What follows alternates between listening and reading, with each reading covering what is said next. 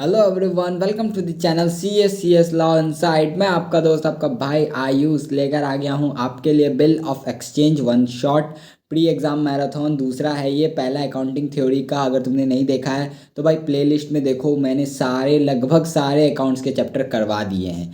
ये मैं लाइव करवाना चाहता था बट लाइव अभी मेरे पास ऑप्शन नहीं है, क्योंकि 1000 सब्सक्राइबर होने के बाद ही लाइव खुलता है। तो भाई सब्सक्राइब करो, शेयर करो ज़्यादा से ज़्यादा, ताकि सब्सक्राइबर हो सके। एंड मई 2025 के लिए मैं लाइव आ सकूँ, वन ऑन वन इंट्रैक्शन हो सके। सो बिल ऑफ एक्सचेंज देखो, ये ऑल्टरनेटिव आता है एग्जामिनेशन में, यानी हर एग्जामिनेशन में इसके क्वेश्चन नहीं देखने को मिलते हैं। तो चांसेस हैं कि उस एग्जामिनेशन में वो नहीं आएगा, इसलिए मैं ये नहीं करवा रहा था। बट कमेंट में मेरे को बहुत लोगों ने बोला कि बिल ऑफ एक्सचेंज चाहिए, तो इसलिए ठीक है, मैंने बोला चलो करवा ही देता हूँ, एक किसको ही क्यों छोड़ना। तो ये आएगा तो 5 से 10 नंबर का, ठीक है। अब पहली बात तो चैनल को सब्सक्राइब नहीं किया तो सब्सक्राइब करो, और वीडियो अच्छी लगी तो लाइक करो। सो एग्जाम्पल से समझते हैं कि बिल ऑफ एक्सचेंज है क्या। बिल ऑफ एक्सचेंज है क्या, पहले एग्जाम्पल से समझते हैं। सपोज करो ये हूँ मैं, AKG, एंड मेरी एक दुकान है, मैं हूँ सेलर।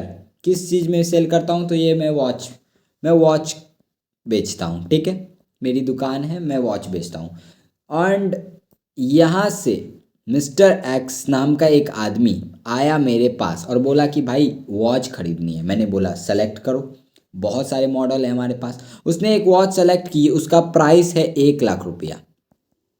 उसका प्राइस है 1 लाख रुपया, ठीक है। मैं तो बहुत खुश, भाई 1 लाख रुपए का उसने सेलेक्ट किया, भाई पैसे आएंगे, खुश कौन नहीं होगा। तो मैं बहुत खुश। बट मेरी खुशी ख़त्म हो गई जब उसने बोला कि भाई मेरे पास पैसे ही नहीं है। मैंने बोला भाई पैसे नहीं है तो क्या इधर मुंह दिखाने आया है। तो उसने बोला कि नहीं नहीं भाई देख, मेरे पास पैसे अभी नहीं है बट 1 महीने बाद, सपोज करो ये 1 जैन को आया था, 1 जैन 2025 को आया था। इसने बोला कि देख 1 महीने बाद मेरे पास पैसे आ जाएंगे, मैं पैसे तब तुम्हें दे दूंगा। मैं पता है क्या बोलूँगा, भाई मैं तुझे जानता नहीं हूँ, मैं तुझे क्यों गुड्स दूँ, वो भी 1 लाख का। तू लेकर भाग गया, मैं क्या ही कर लूँगा। तो उसने क्या बोला कि भाई कुछ तो आइडिया सोच। तो मैंने अपना दिमाग लगाया एंड मैंने बोला ठीक है, मैं तुझे एक स्टाम्प पेपर पे कुछ लिख कर तुझे दूंगा, तू बस उसे साइन करके मेरे को दे देना। उसने बोला ठीक है। तो मैंने स्टाम्प पेपर पे क्या लिखा, I mister X promise to pay 1 lakh rupees to AKG after 1 month. ये मैंने लिखा स्टाम्प पेपर पे एंड उसको बोला कि भाई साइन करके दे। उसने पढ़ा, बोला ठीक है भाई, ये बिल ऑफ एक्सचेंज हो गया। तो उसने साइन कर दिया एंड मेरे को दे दिया। अब मेरे पास ये जो डॉक्यूमेंट है, अब इसको ले जाकर मैं केस कर सकता हूँ। अब मेरा पैसा, अभी जितना बात हो रहा था बिल ऑफ एक्सचेंज, यही बिल ऑफ एक्सचेंज हुआ। नेगोशिएबल इंस्ट्रूमेंट में भी तुमने पढ़ा, उससे पहले जितना भी बात हो रहा था वो ओरली हो रहा था, यानी मुंह से बात हो रहा था। वो चाहता तो बाद में मुकर सकता था मेरे को, वो चाहता तो बाद में बोलता कि भाई मैंने तो लिए ही नहीं तेरे पैसे, मैंने कौन से पैसे लिए तेरे, वो ऐसा कर सकता था। तो इसलिए मैंने बिल ऑफ एक्सचेंज पे उससे साइन करवा लिया। अब अगर वो बोलेगा कि भाई मैं नहीं दे रहा पैसा, तो मैं सिंपल सा एक बात बोलूँगा, ठीक है मत दे, चुपचाप मैं सीधा कोर्ट जाऊँगा एंड कोर्ट में जाकर तुम पे केस कर दूंगा एंड कोर्ट मेरे को पैसा दिलवाएगा, क्योंकि क्या है, पैसा तो मेरा हक का है भाई, पैसा तो मैं लेके रहूँगा चाहे कैसे भी लूँ, ठीक है। तो इसी को जो साइन किया, इसी को बोलते हैं बिल ऑफ एक्सचेंज। क्या बोलते हैं, बिल ऑफ एक्सचेंज। अब समझ में आया कि बिल ऑफ एक्सचेंज का इस्तेमाल कब से स्टार्ट हुआ, इसी काम से इस्तेमाल स्टार्ट हुआ, ठीक है। यहाँ तक क्लियर है सब बात। अब मैं बता देता हूँ, बिल ऑफ एक्सचेंज एक नेगोशिएबल इंस्ट्रूमेंट है, ये तुमने लॉ में भी पढ़ा है। अब ये मैंने क्यों बताया, ये आगे तुम्हें समझ में आएगा क्यों बताया। यहाँ तक क्लियर है। अब ये देखो, जैसे ही साइन किया तो यहाँ बोला क्या जाएगा, AKG ने बिल ड्रॉ किया मिस्टर एक्स पे एंड जैसे मिस्टर एक्स ने साइन कर दिया, मिस्टर एक्स बन जाता है ड्रॉई, ठीक है। ड्रॉई यानी इसको पैसा देना है मेरे को, AKG को, मैं बन जाऊंगा ड्रॉवर। क्या बन जाऊंगा मैं, ड्रॉअर। ठीक है। एंड ये जो बिल जैसे ही साइन हो गया, ये मेरे लिए बन जाएगा बिल रिसीवेबल, जो कि मेरे लिए एसेट होगा। ठीक है। एंड उसके लिए क्या बनेगा, मिस्टर एक्स के लिए क्या बनेगा, ये बिल्स पेबल, जो कि उसके लिए लायबिलिटी होगा। आई होप कि तुम्हारा बेसिक यहाँ तक समझ में आ गया कि क्या होने वाला है चैप्टर में। अब आगे हम लोग बढ़ते हैं। अब यहाँ पर सबसे पहले जर्नल देखो। कोई गुड्स, जर्नल देखेंगे इस चैप्टर में, दोनों के पॉइंट ऑफ व्यू से जर्नल देखना है, एक ड्रॉअर के पॉइंट ऑफ व्यू से एंड दूसरा ड्रॉई के पॉइंट ऑफ व्यू से। ठीक है। जर्नल देखो, सबसे पहला काम क्या किया, गुड्स बेचा, मैंने वॉच बेचा, मैंने अपना गुड्स बेचा। तो मैंने अपना गुड्स क्रेडिट पे बेचा, तो क्रेडिट पे अगर तुम बेचते हो तो क्या लिखते हो, mister X account DR to sale account, क्योंकि मैंने क्रेडिट पे बेचा तो वो मेरा डेटर बन गया, उससे मेरे को पैसा आने वाला है। वहीं ड्रॉई ने क्रेडिट पे खरीदा है तो वो क्या लिखेगा, purchase account DR to AKG account. अब मैं उसका क्रेडिटर हूं, मेरे को उसे पैसा देना होगा, मिस्टर एक्स को मेरे को पैसा देना होगा। यहां तक क्लियर है सब बात। अब दूसरा बात, जैसे ही मैंने बिल ड्रॉ किया एंड उसने बिल साइन किया, तो अब मेरा एसेट आ जाएगा बिल रिसीवेबल अकाउंट, ये मेरा एसेट आ जाएगा। और मिस्टर एक्स का जितना भी मेरे को पैसा रिसीव होने वाला था वो मैं बिल रिसीवेबल में मैंने डाल दिया। सेम इसके तरह इसके पास क्या होगा, जैसे ही ये बिल साइन करेगा ये बिल्स पेबल हो जाएगा, तो बिल्स पेबल इसके लिए लायबिलिटी हो जाएगा। क्या हो जाएगा, इसके लिए लायबिलिटी हो जाएगा, bills payable AKG account DR to bills payable account. ठीक है। यहाँ तक क्लियर है। अब ये एंट्री दोनों में, हर बात जब भी क्वेश्चन स्टार्ट होगा ये एंट्री सब में आएगी। अगर क्वेश्चन परचेज वगैरह का बात नहीं बोले तब नहीं आएगी, नहीं तो बाकी सब में एंट्री ये ऐसी वाली ये सेम रहेगी। यहाँ तक क्लियर है।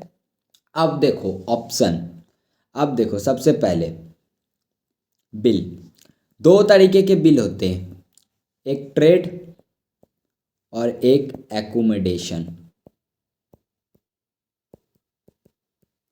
एक ट्रेड एक एकोमोडेशन। ट्रेड बिल क्या हुआ, सेल एंड परचेज में, सेल और परचेज में जब बिल ऑफ एक्सचेंज हो रहा है उसको हम लोग ट्रेड बिल बोलते हैं। एकोमोडेशन बिल का बात ही अलग है भाई, ये अलग ही बात बोलता है, जो कि हम लोग लास्ट में इसी क्लास में समझेंगे। दोनों आते हैं, दोनों के क्वेश्चन आते हैं। अब सबसे पहले BR, मेरे पास बिल रिसीवेबल आ गया, मिस्टर एक्स ने मेरे को साइन करके दे दिया। अब मैं उस बिल रिसीवेबल का क्या करूँगा, मेरे पास 4 ऑप्शंस है, मैं उसके साथ 4 चीज़ कर सकता हूँ। क्या क्या 4 चीज़ कर सकता हूँ, सबसे पहला मैं रिटेन कर सकता हूँ। भाई बिल आया, मैंने बिल को अपने पास रिटेन कर लिया, एज सिंपल एज दैट। मैंने अपने पास अपने ड्रॉअर खोला और उसमें बिल रख दिया, बोला कि भाई 1 महीने बाद जब पेमेंट का टाइम आएगा तो मैं पेमेंट ले लूँगा। तो रिटेन की क्या कोई एंट्री पास होगी, जर्नल एंट्री? नहीं। रिटेन की क्या एंट्री, ड्रॉअर अकाउंट डालोगे क्या, ड्रॉअर में डाल रहा हूँ तो ड्रॉअर अकाउंट नहीं। दूसरा मैं क्या कर सकता हूँ, सेंट फॉर कलेक्शन। इसमें क्या होता है, देखो मैं बैंक के पास गया, मैंने बोला कि भाई देख ये बिल ऑफ एक्सचेंज है मेरे पास, बिल रिसीवेबल है, हो सकता है कि मैं इसे खो दूँ। तो क्या कर, बैंक तुम इसको संभाल के रखो, जब इसका ड्यू डेट आएगा मेरे को पैसा लेकर उस मिस्टर एक्स से मेरे को दे देना। यानी मेरा जितना भी काम है वो सब कौन करेगा, बैंक करेगा। इसी को बोलते हैं सेंट फॉर कलेक्शन। इसमें क्या होता है, एंट्री मैं लिख के देता हूँ, को 1 मिनट नोट्स खोल लेता हूँ। ठीक है। इसमें क्या एंट्री होता है, BSFC account DR to bill receivable account. इसमें ये एंट्री होगा क्योंकि बिल रिसीवेबल मैंने किसे दे दिया, बैंक को दे दिया। ठीक है, बैंक सेंट फॉर कलेक्शन। उसके बाद आता है, सेंट फॉर कलेक्शन के बाद आता है इंडोर्स। क्यों मैंने बोला कि बिल ऑफ एक्सचेंज एक नेगोशिएबल इंस्ट्रूमेंट है, यहाँ देखो मैंने बोला ये नेगोशिएबल इंस्ट्रूमेंट है क्योंकि अगर तुम्हें पता होगा ये ट्रांसफरेबल होते हैं। तो अगर मान लो मेरे को किसी को पैसा देना था, यानी मेरा क्रेडिटर था, एंड मेरे को मिस्टर एक्स से बिल ऑफ एक्सचेंज मिला, बिल रिसीवेबल मिला, मैंने क्या किया, वो बिल रिसीवेबल उठाया और अपने क्रेडिटर को दे दिया कि भाई ले, तू पैसा ले लेना इससे। तो मेरी लायबिलिटी ख़त्म हो गई, क्रेडिटर उससे जाकर पैसा ले लेगा। तो इसलिए मैंने बोला कि वो नेगोशिएबल इंस्ट्रूमेंट है, उसके फीचर्स याद रखना। अब इंडोर्स अगर मैंने किया तो देखो मेरा क्रेडिटर का लायबिलिटी घट गया, क्रेडिटर अकाउंट, ठीक है, टू बिल रिसीवेबल अकाउंट। यहाँ तक आई थिंक कोई दिक्कत नहीं होगी। अब जो सबसे इंपॉर्टेंट, सबसे अलग पॉइंट आता है वो आता है डिस्काउंटिंग। 1 लाख का भाई वॉच खरीदा मिस्टर एक्स ने, बट मेरे को पैसा तो मिला नहीं। बिल रिसीवेबल मैंने साइन करवा लिया, बट पैसा मैं लूँगा कब, ड्यू डेट कब आएगी। अब यहाँ देखो, ड्यू डेट का एक अलग कैलकुलेशन होता है, वो भी समझ लो। देखो यहाँ पर बात क्या हुआ था, कैलकुलेशन ऑफ ड्यू डेट, ये बेसिक से मैं करवा रहा हूँ, एकदम बेसिक से भाई, देख लेना। 1 जनवरी को बिल रिसीवेबल साइन हुआ है, यानी उस दिन सब bill of exchange bill receivable बन गया। इसका ड्यू क्या था, 1 महीने। 1 महीने के बाद बोला उसने मैं पैसे दे दूंगा। तो 1 महीना कब पूरता है, 1 जनवरी पूरा, यानी 1 फरवरी को डेट पूरना था तुम्हारा ड्यू डेट, 1 फरवरी। बट लॉ बोलता है कि नहीं भाई देख, 3 दिन उसको एक्स्ट्रा देना, यानी 4 फरवरी तक, 4 फरवरी ड्यू डेट आएगा। ये 3 दिन क्यों दे रहे हैं भाई, लॉ बोलता है। तो अब ड्यू डेट कब है, 4 फरवरी को, यानी मेरे को पैसा कब मिलेगा उस बिल रिसीवेबल पे, 4 फरवरी को। याद है, क्लियर है। अब डिस्काउंटिंग में क्या होता है, देखो मेरे को अभी पैसा चाहिए, 1 लाख का मैंने बिल रिसीवेबल साइन तो करवा लिया उससे, मेरे को पैसा मिलेगा, बट कब मिलेगा, 4 फरवरी को मिलेगा। मैं उतना वेट नहीं कर सकता, मेरे को अब भी पैसा चाहिए। तो मैं क्या करता हूँ, ये जो बिल रिसीवेबल है ना, इसको सीधा उठाकर मैं SBI के पास गया, बैंक है SBI, इतना तो तुम्हें पता ही होगा भाई। तो मैं वहाँ गया एंड उसको जाके बोला SBI को कि भाई देख, ये बिल रिसीवेबल रख, तू मेरे से खरीद ले बिल रिसीवेबल, इन सिंपल समझो, एंड मेरे को बदले में पैसा दे दे। तो SBI बोलेगा ठीक है, बट ये बिल पे मेरे को पैसा 1 महीना बाद मिलेगा। मैं 1 महीना पहले तेरे को पैसा अगर दूंगा तो मैं तेरे से कुछ तो लूँगा। तो मैंने बोला ठीक है, तू चार्जेस काट ले। उसने बोला ठीक है, चार्जेस काट लिया। 1 लाख के बदले उसने मेरे को 5,000 अपने चार्जेस काट के 95,000 कैश पकड़ा दिया और बिल ऑफ एक्सचेंज मेरे से बिल रिसीवेबल ले लिया। मेरे को पैसा उसी समय मिल गया 95,000, ठीक है। जब ड्यू डेट आएगा, यानी 4 फरवरी का समय आएगा, तो उस दिन SBI जाकर मिस्टर एक्स से उस बिल रिसीवेबल पे पैसा कलेक्ट करेगा। एंड वो कितना करेगा, वो 1 लाख ही करेगा। वो 5,000 जो उसने अपना वो चार्जेस काट लिया, मेरे को कम मिलेगा 5,000, बट वहाँ से कलेक्ट 1 लाख रुपये ही होगा।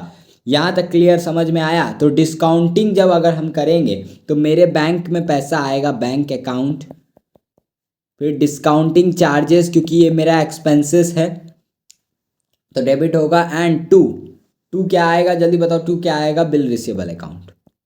मैंने बिल रिसीवेबल अपना दे दिया। आई होप कि इतना ही होगा। हाँ चलो ठीक है, ये हो गया ऑप्शन। मेरे पास बिल रिसीवेबल का क्या क्या मेरे पास ऑप्शन है। अब यहाँ तक क्लियर है। अब मान लो ये तो हो गई बात। अब इसमें पहला केस आता है डिसऑनर, सॉरी पहले ऑनर। ड्यू डेट आया एंड मैंने इन 4 में से चारों ऑप्शन में, सपोज करो मैं एक एक करके बता रहा हूँ कि पहला ऑप्शन अगर मैं लूँगा, ऑप्शन ऑप्ट करूँगा, तो मैं ऑनर के टाइम पे कैसी एंट्री डालूंगा। बस तुम्हें जर्नल पास करनी रहती है एग्जामिनेशन में। तो सबसे पहला ऑनर का केस रिटेन किया है, तो ऑनर का केस में क्या होगा भाई, bank account DR to bill receivable account. Honour हो गया, यानी मेरे को पैसा मिल जाएगा, एज सिंपल एज दैट। इसमें तो कोई समझने वाले बात ही नहीं है। ऑनर हो गया, यानी ड्यू डेट में मैं बिल रिसीवेबल लेकर गया और मेरे को पैसा उसने दे दिया, तो भैया क्या ही दिक्कत है, फिर तब तो नॉर्मल एंट्री पास होगी। कलेक्शन के लिए जो मैंने भेजा था उसमें क्या होगा, बैंक में इसमें भी पैसा आएगा, bank account DR to BSFC account, ठीक है। ऑनर के केस में बहुत इजी है। इंडोर्स हुआ, क्या इसकी मैं एंट्री डालूंगा, भाई क्यों डालूंगा इसकी एंट्री, मैंने बिल रिसीवेबल उठा के अपने क्रेडिटर को दे दिया है, तब वो जाकर पैसा लेगा, वो अपने अकाउंट्स में एंट्री करेगा, मैं क्यों करूंगा, मैंने तो ऑलरेडी ये एंट्री कर दिया। तो अब मेरे को डालने की ज़रूरत ही नहीं है अपने अकाउंट्स में, अब मेरे को कोई मतलब ही नहीं है। डिस्काउंटिंग के केस में क्या मैं डालूंगा ऑनर में? क्यों डालूंगा भाई? बैंक से मैंने ऑलरेडी पैसा ले लिया है, मेरी अकाउंट्स में जो एंट्री होनी थी वो पहले ही हो चुकी है। अब बैंक जाकर पैसा ले रहा है, वो बैंक का पॉइंट, बैंक का काम है, वो अपने अकाउंट में एंट्री करेगा। मैं क्यों करूंगा भाई? मैं तो अब डिस्चार्ज हो गया हूँ ना, मेरे को पैसा मिल गया, मेरे को अब मतलब ही नहीं है, तो इन दोनों की एंट्री नहीं होगी। डिसऑनर का केस बहुत ईजी है। अब आता है खेला डिसऑनर का। भाई साहब, मिस्टर एक्स के पास हम गए पैसा लेने और मिस्टर एक्स ने गद्दारी कर दिया हमारे साथ। गद्दारी कर, वो मीम चला था ना, वही हो गया हमारे साथ। उन्होंने पैसा, मिस्टर एक्स ने पैसा देने से रिफ्यूज़ कर दिया या दिया नहीं। तो अब क्या होगा? रिटेन के केस में क्या करेंगे हम लोग? सबसे पहला मोहन बोलता हूँ, क्या नाम है यार, मोहन वाला भी एग्जाम्पल बना रहा था, मोहन ही याद आ रहा है भाई। मिस्टर एक्स मेरा वापस से मिस्टर एक्स अकाउंट दिया है, मिस्टर एक्स मेरा वापस से डेटर बन जाएगा। क्यों बन जाएगा? क्योंकि उसने पैसा दिया नहीं, तो मैं बोलूँगा भाई बिल रिसेबल ख़त्म हुआ, तू मेरा फिर से डेटर है, तू मेरे को पैसा देगा। ठीक है, मिस्टर एक्स मेरा डेटर बन जाएगा। To bill receivable account and to bank account. अरे बैंक अकाउंट क्यों आया? अब देखो, मैंने स्टार्टिंग में बोला था कि मान लो कोई अगर तुम्हें पैसा नहीं देता है तो तुम बिल रिसेबल ले जाकर कोर्ट जा सकते हो एंड जज तुम्हें पैसा दिलवाएगा। तो वहाँ तुम जब जज के पास जाओगे तो वो क्या फ्री ऑफ कॉस्ट तुम्हारे केस पे ध्यान देगा? नहीं, उनको जो नॉमिनल चार्जेस होते हैं कोर्ट के वो तुम्हें पे करने होते हैं। तो वो पे तुमने यहाँ बैंक अकाउंट में किया है, भले ही उस टाइम तुमने पे कर दिया, इसको नोटिंग चार्जेस बोलते हैं। यानी जो कोर्ट में केस वगैरह किया उसके जो चार्जेस लगे तुम्हें, उस समय तुमने पे किया तो उस समय तुम एंट्री करोगे। बाद में बियर कौन करेगा? Mister x. क्यों करेगा? क्योंकि वो केस हारेगा तो नोटिंग चार्ज उसको ही देना पड़ेगा।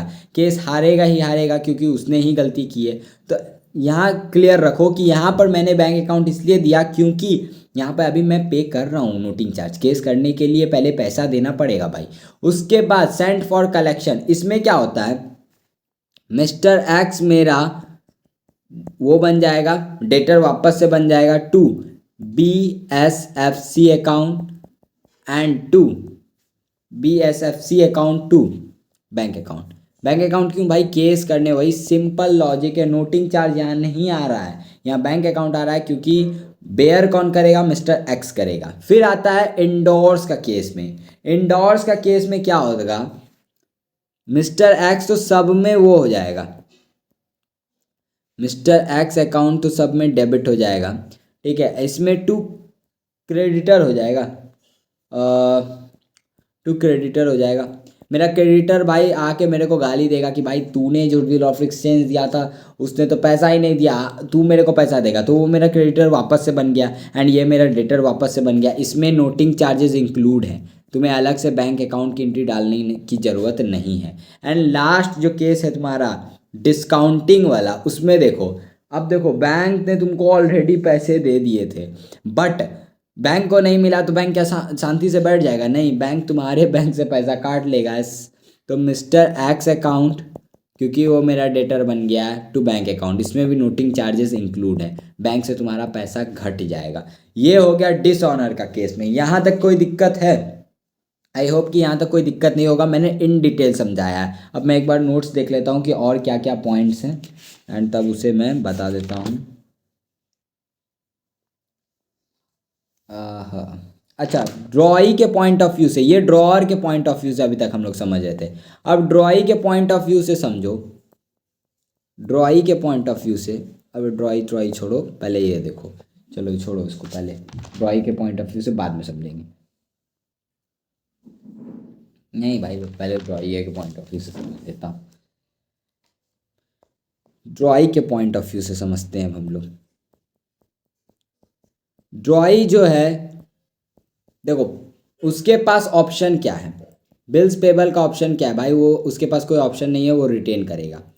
बिल रिसेबल के पास देखो 4 ऑप्शन थे बट बिल्स पेबल लाइबिलिटी है भाई, वो उसके पास तो कोई ऑप्शन ही नहीं है, वो कुछ नहीं कर सकता। उसके बाद बिल्स पेबल की एंट्री में यहाँ तुमने ऑलरेडी देखी है, कहाँ गया भाई ये वाला एंट्री, ये तो सेम एज इट इज़ होगा, इसमें कोई दिक्कत वाला बात नहीं है। उसके बाद मान लो पेमेंट हो गया, यानी ऑनर हुआ था, केस 1 ऑनर, ऑनर हुआ यानी पेमेंट कर दिया। पेमेंट होने के बाद क्या होगा, तो बिल्स पेबल तुम्हारा घट जाएगा क्योंकि लायबिलिटी खत्म हो रही है एंड तुमने बैंक से पैसा दे दिया। ये ऑनर का केस है ड्रॉई के पॉइंट ऑफ व्यू से। अब डिसऑनर तुमने कर दिया तो भैया डिसऑनर के केस में अलग चीज़ होगा। डिसऑनर के केस में क्या होगा, देखो सबसे पहले डिसऑनर के केस में बिल्स पेबल अकाउंट तो जाएगा ही जाएगा, उसके अलावा क्या जाएगा, नोटिंग चार्जेस। यहाँ नोटिंग चार्जेस आएगा, यहाँ बैंक अकाउंट नहीं आएगा, नोटिंग चार्जेस आएगा टू, क्योंकि इसको ही पे करना पड़ेगा at the end, noting charges, ठीक है, टू AKG अकाउंट। ले भाई हो गया ख़त्म, इतना ही है, बस इतना ही था डिसऑनर के केस में। एंड अब बात करते हैं हम लोग हमारे लास्ट 2 कॉन्सेप्ट पे एंड हमारा उसी के साथ बिल ऑफ एक्सचेंज हो जाएगा ख़त्म। नेक्स्ट जो कॉन्सेप्ट है वो है बिल रिन्यूड। रिन्यूड क्या होता है, सपोज करो 4 फरवरी को तुमने पहला ऑप्शन ऑप्ट किया है, यानी तुमने रिटेन कर लिया, ठीक है, तुमने क्या किया, रिटेन कर लिया। अब तुम 4 फरवरी को गए मिस्टर एक्स के पास और मैंने बोला कि भाई पैसा दे दे, 4 फरवरी आज ड्यू डेट है। तो मिस्टर एक्स क्या बोलता है कि भाई सुन ना, मेरे पास अभी पैसे नहीं आए बट मैं मार्च में पक्का दे दूंगा, तू इस बिल को एक्सटेंड कर दे। मैंने बोला नहीं नहीं वो सब नहीं होता है, बट वो भाई पैर वैर पकड़ने लगा, मैं हूँ दयालु टाइप इंसान, तो मैंने बोला अच्छा चल ठीक है, बिल रिन्यूड कर दिया, यानी पुराना जो बिल था जो फरवरी में जिसका ड्यू था उसको कैंसिल किया, नया बिल बनाया 1 महीने के लिए एंड वो बिल फिर कंटिन्यू होगा। अब पॉइंट यहाँ समझने वाला ये है कि बिल मैं नया बनाऊंगा तो भाई 1 महीना तो मैं लॉस झेल रहा हूँ ना, 1 महीना मेरे को पैसा नहीं मिल रहा है तो मैं मांगूंगा इंटरेस्ट, तो इंटरेस्ट उसे देना पड़ेगा। मिस्टर एक्स को क्या करना होगा, इंटरेस्ट देना होगा। अब इंटरेस्ट की एंट्री क्या है, सबसे पहले तुमको क्या करना है, कैंसिल करना है पुराना वाला, ठीक है, क्या करना है तुमको, पुराना वाला कैंसिल करना है। पुराना वाला कैंसिल कैसे होगा वो मैं बता देता हूँ, अगर इसकी जर्नल होगी तो मैं लिखा दूंगा। देखो उसकी जर्नल नहीं है भाई, कर भी सकते हो नहीं भी कर सकते हो, लॉजिक सिंपल है, कर भी सकते हो नहीं भी कर सकते हो। पुराना वाला रिन्यूअल वाला अगर करना है तो मैं बता देता हूँ, चलो छोड़ो हटाओ। देखो कैंसिल सबसे पहले तुमको करना होगा कैंसिल, पुराना वाला बिल रिसीवेबल है तो पुराना वाला bill receivable account DR to mister X account, to mister X account, ठीक है। ओह सॉरी यार, ये तो बिल उसमें बनाने की उल्टा, ये एंट्री का उल्टा कर दो, ये एंट्री जो है कहाँ गया कहाँ गया कहाँ गया, ये bill receivable to mister X था, इसको उल्टा कर दो, यानी ये हो जाएगा mister X account DR to bill receivable account. ये हो गया, मैंने कैंसिल कर दिया। अब मैं करूँगा इंटरेस्ट की एंट्री। अब इंटरेस्ट मेरे लिए क्या है, अब दूसरा इंटरेस्ट ड्यू की एंट्री, इंटरेस्ट ड्यू की एंट्री। इंटरेस्ट मेरे लिए क्या है, मेरे लिए इंटरेस्ट इनकम है, तो यहाँ पर इनकम है तो क्या होगा, mister X account DR to interest account, ठीक है। ये इंटरेस्ट मेरे लिए इनकम है एंड जब इसको उसने पे कर देगा, वो जब पे कर देगा तो उसको मैं बैंक अकाउंट में दिखा दूंगा, bank account DR to mister X account, ये वाला एंट्री हो जाएगा bank account DR to interest account, और बिल रिसीवेबल होगा, फिर नया बिल रिसीवेबल मैं बना दूंगा, new bill receivable, bill receivable account DR to mister X account. देखो मैंने किया क्या, उसने बोला रिन्यू कर दो तो मैंने जो पुराना वाला था उसको एंट्री उल्टा करके उसको कैंसिल किया, फिर मैंने इंटरेस्ट की ड्यू की एंट्री दी एंड इंटरेस्ट मैंने उससे ले लिया एंड उसके बाद नया बिल रिसीवेबल बनाया। अब इसका ड्यू डेट जब आएगा उससे मैं पेमेंट ले लूँगा, ऑनर होगा तो उसका सेम केस, डिसऑनर होगा उसका सेम केस। अब ड्रॉई क्या करेगा, ड्रॉई भी तो अपने पॉइंट ऑफ व्यू से एंट्री पास करेगा, तो देखो इंटरेस्ट का एंट्री वो पास करेगा क्योंकि वो तो बिल्स रिसीवेबल, पहले बिल रिसीवेबल कैंसिल होगा तो bills payable account DR to AKG account, entry उल्टी हो गई क्योंकि कैंसिल कर रहे हो तुम, ये देखो एंट्री उल्टी हो गई तो तुम कैंसिल कर रहे हो। तुमने सबसे पहले कैंसिल किया, फिर इंटरेस्ट ड्यू हुआ। इंटरेस्ट तुम्हारे लिए एक्सपेंस है, इंटरेस्ट अकाउंट DR एक्सपेंस है, तुमको पे करना है। टू किसको पे करना है? AKG अकाउंट को। और जब पे कर दोगे तो AKG account DR to bank account. यहाँ तक आई थिंक तुम्हें कोई दिक्कत नहीं होगी, यहाँ तक कोई दिक्कत नहीं। अब इसके आगे फिर ड्रॉर देगा, जब ऑनर होगा डिसऑनर होगा उस समय उसके बाद का पॉइंट ऑफ व्यू है, जो कि मैंने ऊपर समझा दिया है। अब लास्ट 2 केसेस, एक हुआ बिल रिटायर अंडर रिबेट। इसमें होता क्या है, मान लो 4 फरवरी ड्यू डेट था, बट मिस्टर एक्स 20 जनवरी को ही आकर उसने पैसा दे दिया। बहुत भला आदमी है भाई, 20 जनवरी को आके उसने पैसा दे दिया। तो तुम्हें लगता नहीं है कि भाई अगर वो डेट से पहले आकर पैसा दे रहा है तो मेरा फ़र्ज बनता है कि उसको कुछ डिस्काउंट दे दूं मैं? बिल्कुल, लॉ भी यही बोलता है कि उसे डिस्काउंट देना है। तो बस बिल रिटायर अंडर रिबेट मतलब कोई अगर तुमको पहले आकर ड्यू डेट से पहले आकर अगर पैसा दे दे तो तुम्हें उसे वो देना है, रिबेट देना है। तो सबसे पहले ड्रॉअर के पॉइंट ऑफ व्यू से देखेंगे एंड फिर ड्रॉई के पॉइंट ऑफ व्यू से, दोनों के पॉइंट ऑफ व्यू से। आई होप कि तुम ये लिख रहे होगे, इसको लिख लेना। बिल ऑफ एक्सचेंज में इतना ही है, इसके बाद बस मॉड्यूल के क्वेश्चन सॉल्व कर लेना, हो जाएगा एग्जामिनेशन। अब तो भाई एक ही दिन बचा है, ये शायद 11 तारीख को अपलोड होगा। तो अच्छे से पढ़ो एंड बस क्वेश्चन प्रैक्टिस करो। कोई भी डाउट होगा नीचे टेलीग्राम का लिंक है, वहाँ ज्वाइन कर लो। मैं यूट्यूब शॉर्ट्स पे अगर तुम लोग बोलोगे तो मैं लाइव आ जाऊँगा, तुम लोग को जो पूछना होगा मेरे से पूछ लेना, कोई दिक्कत वाला बात नहीं है। तो सबसे पहले ड्रॉअर के पॉइंट ऑफ व्यू से, ड्यू डेट से पहले अगर आ गया तो पहले तो बैंक में पैसा आएगा, बैंक अकाउंट DR। फिर rebate account, rebate allowed account, rebate तुमने अलाउड किया DR to bill receivable account. ये ड्रॉअर के पॉइंट ऑफ व्यू से था। ड्रॉई के पॉइंट ऑफ व्यू से क्या होगा, भाई तुम्हारा पैसा आ जाएगा बट बिल्स पेबल खत्म होगा, bills payable account DR to bank account, तुमने पैसा दे दिया। एंड रिबेट तुमको अलाउड, रिबेट तुमको रिसीव्ड हुआ है तो वो तुम्हारे लिए इनकम है, इनकम क्रेडिट होता है। ले भाई हो गया, बिल रिटायर अंडर रिबेट का यही काम है। अब लास्ट जो तुम्हारा है केस, एकोमोडेशन बिल।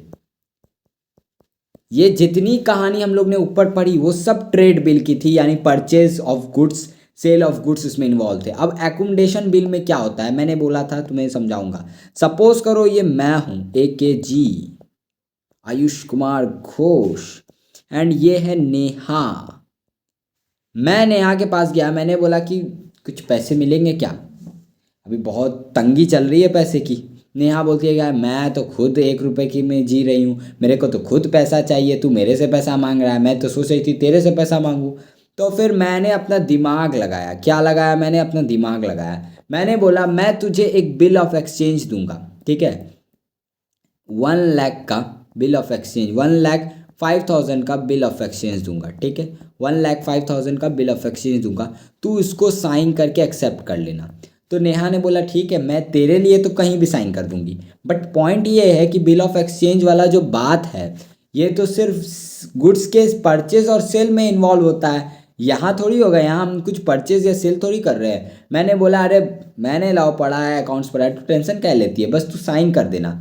तो मैंने बिल ड्रॉ किया नेहा पे, नेहा ने उसे साइन करके मेरे को दे दिया, तो मैं बन गया अब ड्रॉअर और नेहा बन गई ड्रॉई, ठीक है। बट यहाँ पर कोई परचेज ऑफ गुड्स या सेल ऑफ गुड्स नहीं हुआ है, यही एकोमोडेशन बिल बोलता है। अब मैंने क्या किया, मैं ये बिल ऑफ एक्सचेंज उठा कर गया, मैं गया SBI के पास और SBI को बोला कि भाई देख ये बिल ऑफ एक्सचेंज रख ले, बिल रिसीवेबल मेरा, बदले में मेरे को पैसा दे दे। उसने मेरे को 1 लाख रुपया दे दिया बिल के जगह।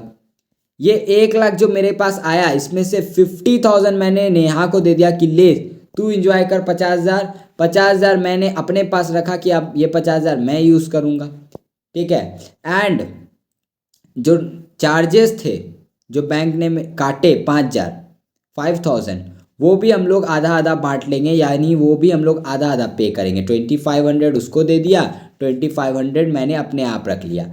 तो यहाँ पर दोनों का फाइनेंशियल नीड पूरा हो गया। सपोज करो हमने इसका इन्वेस्टमेंट किया 50,000 को 5 करोड़ बना लिया, लेकिन जब हमारे पास एक भी रुपया नहीं था दोनों के पास फाइनेंशियल प्रॉब्लम था, तो उस समय फाइनेंशियल प्रॉब्लम हमने सॉल्व कर लिया इस बिल ऑफ एक्सचेंज की मदद से। ये हम लोग कर सकते हैं, ठीक है।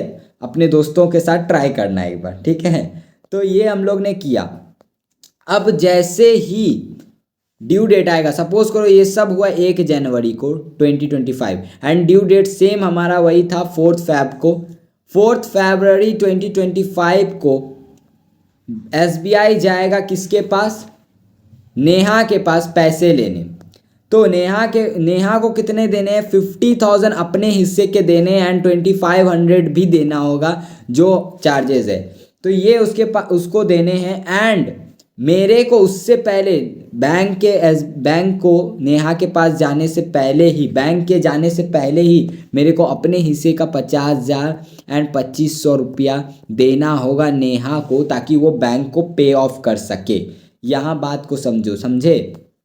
तो मेरे को देना होगा। अब तुम दोस्त लोग के साथ करोगे तो क्या करोगे? तुम्हारा दोस्त भाई यहाँ पैसे ही नहीं देगा। तो यहाँ पर यही बात बोलता है अकोमोडेशन बिल की ये फाइनेंशियल नीड को पूरा कर देता है। एंड इसी में देखो क्वेश्चन कैसे आ सकते हैं, हो सकता है कि ये ना दे, ये AKG मैं नेहा को पैसा ना दूं तो नेहा अपने पॉकेट से पैसा लगाए, फिर नेहा मेरे से पैसा मांगेगी, तो बस ऐसे ही क्वेश्चन घुमाएगा। तुम्हें करने क्या है, मॉड्यूल के सारे क्वेश्चन सॉल्व कर लो, बस हो जाएगा। बिल ऑफ एक्सचेंज यहीं पे ख़त्म होता है। अब सीधा हम लोग लॉ में मिलेंगे। ऑल द बेस्ट तुम्हारे अकाउंट्स के एग्ज़ाम के लिए। आई होप कि तुम लोग अच्छा करोगे, अच्छा मार्क्स लाओगे एंड इस बार क्लियर करोगे, 60+ लाओगे, फोड़ोगे। एंड मिलते हैं नेक्स्ट वीडियो में। एंड चैनल को सब्सक्राइब नहीं किया तो सब्सक्राइब कर लो। So all the best, all the best, all the best.